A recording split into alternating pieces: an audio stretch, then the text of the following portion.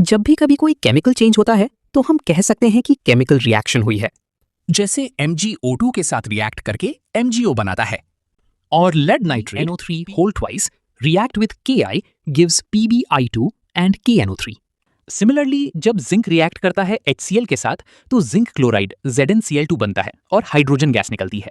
अब ये क्वेश्चन देखिए, What observations help us to determine whether a chemical reaction takes place? मतलब हमें कैसे पता चलता है कि केमिकल रिएक्शन हुई है? Answer: change in color, change in state, evolution of a gas, change in temperature.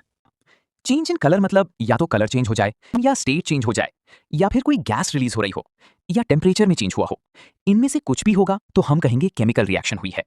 Next topic है वर्ड इक्वेशन। ये क्या होती है? जब कोई रिएक्शन कंपाउंड्स या मॉलिक्यूल्स के नेम में लिखी हुई हो, जैसे आप स्क्रीन पर देख सकते हैं, magnesium plus oxygen gives magnesium oxide, उसे कहते हैं वर्ड इक्वेशन। मतलब सिंबल में नहीं, पूरे वर्ड्स में ही इक्वेशन लिखी हुई है। अगर इसे सिंबल में लिखते, जैसे ज्यादातर केमिकल इक्वेशंस लिखते हैं, तो ये लिखी जाती Mg plus O2 gives MgO। Next topic है chemical equation. A chemical equation represent a chemical reaction, जैसे Mg plus O2 gives MgO। Skeletal equation meaning unbalanced equation, और balanced chemical equations number of atoms of elements should be equal on both side of arrow. जैसे आप देख सकते हैं 2Mg plus O2 gives 2MgO।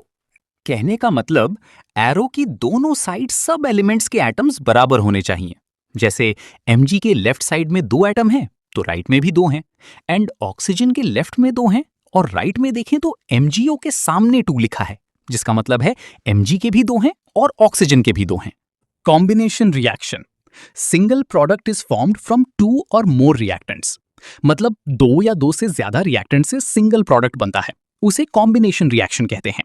Example, CaO plus H2O gives CaOH whole twice plus heat. और हाँ, जिस reaction में heat निकलती है उसे एक्सोथर्मिक रिएक्शन भी कहते हैं। यानी ऊपर वाला एग्जाम्पल कॉम्बिनेशन रिएक्शन का भी है और एक्सोथर्मिक का भी। एक और important example of exothermic reaction is respiration reaction, क्योंकि इसमें भी हीट एनर्जी निकलती है। C6H12O6 plus 6O2 plus 6H2O gives 6CO2 plus 12H2O plus energy. Second major type of reaction is decomposition reaction. Single reactant breaks down to simpler products. FeSO4 solid plus heat gives you Fe2O3 solid plus SO2 gas plus SO3 gas. इसे कहते हैं ferrous sulfate crystals. FeSO4.7H2O, lose water and color changes. ये 3 तरीके से होती है। Number 1 thermal decomposition, जिसमें decomposition यानी टूटना हीट से होता है। नंबर 2 इलेक्ट्रिक डिकॉम्पोजिशन, जिसमें डिकॉम्पोजिशन इलेक्ट्रिसिटी से होता है। एंड नंबर 3 फोटो डिकॉम्पोजिशन, जिसमें डिकॉम्पोजिशन लाइट के द्वारा होता है, जैसा आप स्क्रीन पर पढ़ सकते हैं। एंडोथर्मिक रिएक्शन, जिसमें एनर्जी एब्जॉर्ब होती है। इसका एग्जाम्पल ये थर्मल डिकॉम्पोजिशन वाला ही दे सकते हैं, क्योंकि थर्मल डिकॉम्पोजिशन में हीट एनर्जी देनी पड़ती है। Third major type of reaction is displacement reaction. More reactive element displaces less reactive element from its compound. Example, Fe plus CuSO4 gives you FeSO4 plus Cu. क्योंकि Fe copper से ज्यादा reactive है तो iron यानी Fe CuSO4 में से Cu को replace कर देता है। Fourth major type of reaction is double displacement reaction, exchange of ions between the reactants. Na2SO4 plus BaCl2 gives you BaSO4 plus 2NaCl. Note wide PPT of BaSO4. इसी को precipitation reaction भी कहते हैं, क्योंकि इसमें PPT यानी precipitate बनता है। Oxidation and reduction, adding of oxygen is called oxidation, यानी ऑक्सीजन ऐड हो रहा हो तो oxidation. Loss of oxygen is called reduction. Redox reaction, one reactant oxidised and other get reduced, मतलब एक का ऑक्सीडेशन और दूसरे का रिडक्शन। जैसे ZnO plus C gives you Zn plus CO. ZnO से ऑक्सीजन हट रहा है तो रिडक्शन, और कार्बन से ऑक्सीजन जुड़ रही है तो ऑक्सीडेशन। दोनों एक ही रिएक्शन में हो रहा है तो ऐसी रिएक्शन को कहते हैं रीडॉक्स रिएक्शन। करोजन, जब मेटल करोड होने लगता है यानी गलने लगता है तो उस प्रोसेस को कहते हैं करोजन। रस्टिंग, आयरन के केस में करोजन को रस्टिंग कहते हैं, यानी जंग लगना। जैसा आपने देखा होगा, लोहा पुराना ब्राउन सा हो जाता है और धीरे धीरे गल जाता है। रैंसिडिटी, यानी खाने का सड़ना। एंटीऑक्सीडेंट, जो ऑक्सीडेशन को रोकता है या ये कहें जो खाने को सड़ने से बचाता है उसे एंटीऑक्सीडेंट कहते हैं।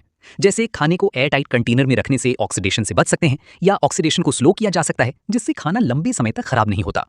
इसी तरह खाने के पैकेट्स में जैसे चिप्स वगैरह में हवा सी भरी होती है, वो असल में नाइट्रोजन गैस रहती है जो अनरिएक्टिव गैस रहती है, जो खाने को ऑक्सीजन के संपर्क में आने से रोकती है।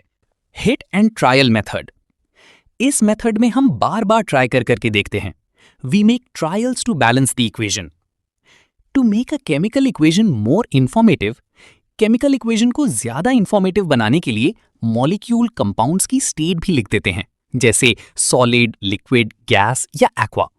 और कंडीशन भी लिखते हैं, जैसे फोटोसिंथेसिस रिएक्शन में सनलाइट, क्लोरोफिल की जरूरत होती है तो उसको भी एरो के ऊपर शो कर देते हैं। Precipitation reaction. The insoluble substance called precipitate formed in these reactions. पूरा चैप्टर हमने कवर किया है। अगर कुछ भी एनसीईआरटी से छूटा हो तो प्लीज कमेंट करके हमें बताइए और चैनल को सब्सक्राइब कर लीजिए। और अब फाइनली ये इक्वेशन याद कर लीजिए। Ne2SO4 aqueous plus BaCl2 aqueous gives BaSO4 solid plus 2NaCl aqueous. Note white PPT of BaSO4. मिलते हैं नेक्स्ट वीडियो में।